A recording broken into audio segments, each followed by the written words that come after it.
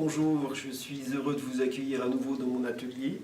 Alors pour cette vidéo, on va réaliser un paysage à la peinture à l'huile. Et comme sujet, ça sera Venise. Alors on ne va pas s'intéresser aux gondoles, aux canaux, au carnaval et aux masques, mais plutôt au toit. Ça sera notre petite touche d'originalité. Et au niveau des couleurs, on va traiter ça un petit peu à la manière des orientalistes, avec des belles couleurs orangées, violacées, et vous verrez que ça va être magnifique. Alors, on démarre. Alors, mon sujet, le voilà, ce sont ces 3 photos que j'ai prises lors de sympathiques vacances à Venise. Et à partir de ces 3 photos, je vais réaliser un montage, en puisant des éléments de ci, de là, un montage directement en dessin sur ma toile. Toile qui est au format panoramique, parce que le format panoramique, ça donne de la grandeur et de l'élégance à un paysage. Donc ici, un format 15 marine. Alors mon matériel, je vais travailler avec des brosses en soie de porc, numéro 8 et 12, des brosses en mangouste, du 6 et du 10, ainsi qu'une martre pointue numéro 8 de chez Raphaël. Je vais utiliser évidemment une palette, de l'essence pour nettoyer mes pinceaux, le médium à peindre de chez Talens, et puis pour mes couleurs, du jaune de cadmium moyen, de l'ocre jaune, du vermillon, de la terre d'ombre brûlée, du noir, du bleu outre-mer, un violet rouge et un violet bleuté de chez Le Franc-Bourgeois. Je démarre mon dessin au fusain. Alors pour le dessin, je ne vais pas trop, parce que ça ne va pas être nécessaire. Je ne vais pas chercher la précision, les détails, je vais faire un dessin relativement succinct.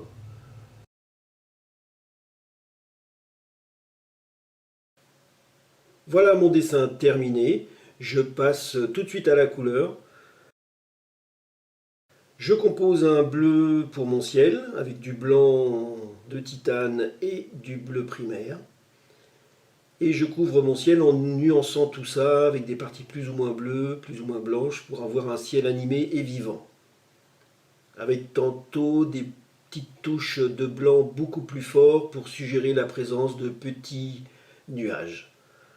J'ajoute dans mes parties blanches de nuages et en débordant légèrement par endroits sur le bleu, avec un petit ton crème, composé de blanc, ocre jaune et un petit peu de terre d'ombre brûlée, voilà, pour donner un petit peu de couleur à mon ciel.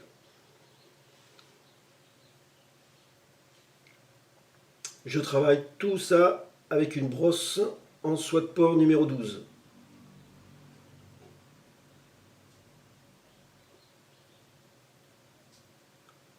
Alors une fois mon ciel terminé, je poursuis sur les dômes en arrière-plan, qui sont blancs.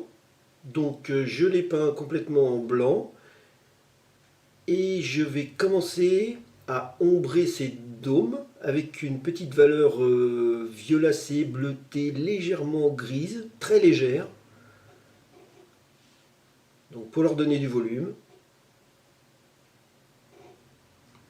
Alors là je ne cherche pas du tout à être précis parce que c'est un arrière-plan.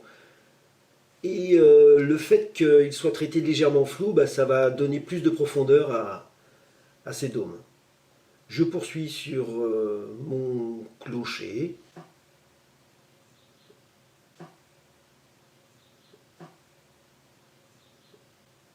Là c'est une valeur bleutée plus forte parce que c'est de la tuile.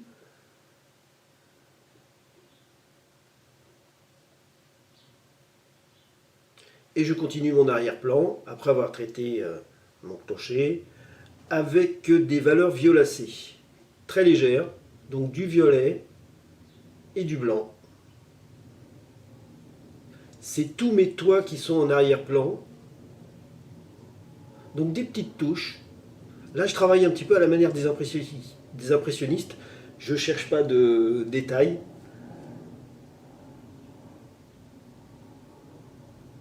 C'est juste donner l'impression de toit au lointain, d'un tout un amas de petites maisonnettes. Le tout dans des couleurs violacées. Ensuite, je poursuis sur les toits qui commencent à être plus présents, plus près, avec une valeur brique, on va dire. composé d'un mélange de blanc, ocre jaune, vermillon et d'une petite touche de violet rouge. Et je peins les toits et au fur et à mesure que j'approche, j'intensifie la couleur. Elle sera plus forte au premier plan et plus orangée pour donner plus de vie à mes toits. On remarque que je vais avoir des toits qui seront exposés au soleil, donc plus clairs, et d'autres qui seront pas du tout exposés, qui seront en ombre. Donc ceux-là, il faudra les traiter avec un ton beaucoup plus fort.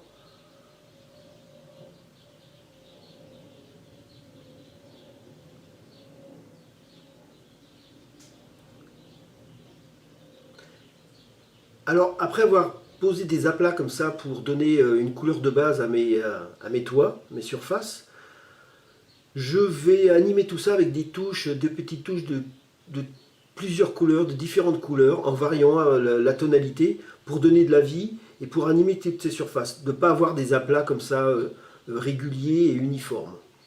Ensuite, avec une petite brosse pointue, je commence déjà à poser des petites ombres violacées.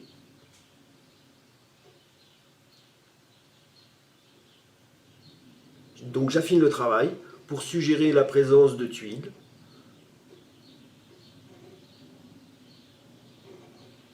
Là, je travaille pratiquement avec du violet pur, du violet bleuté pur. Ce sont des petites touches, hein, je ne cherche pas du tout à travailler dans le détail. Ensuite, pour les façades, les murs, ça va être le même système. Je vais avoir des murs exposés à la lumière que je vais traiter d'un ton, tout premièrement un ton crème, composé de blanc et d'ocre jaune.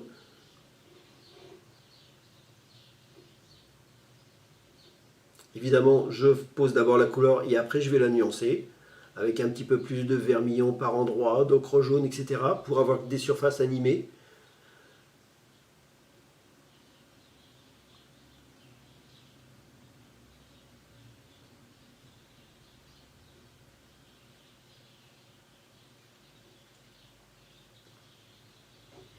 Et puis les façades, les portions de murs qui sont en ombre, je vais travailler avec une sorte de couleur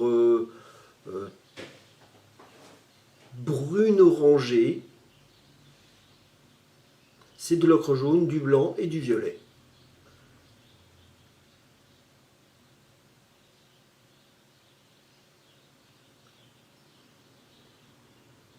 Ainsi, je vais avoir des façades en lumière, des façades en ombre, comme pour les toits, des toits en ombre, des toits en lumière. Et tout ça va créer du volume dans toutes ces architectures.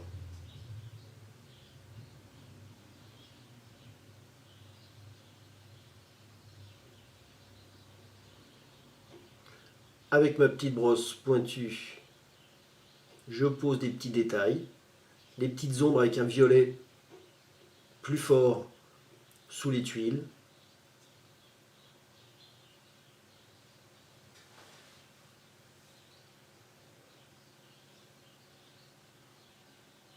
Des petites touches de blanc pur sur ma façade au premier plan pour l'animer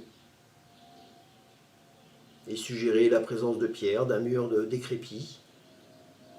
J'ai des petites touches de blanc et des petites touches d'ocre jaune presque pur.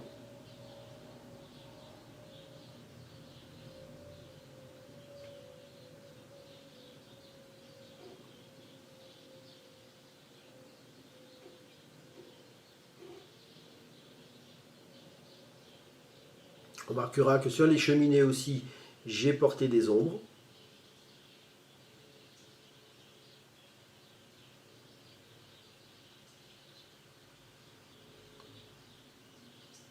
Avec un petit mélange de blanc et bleu, avec une petite pointe de noir, je fais mes petites gouttières sur le bord des toits. Mon tableau est presque achevé.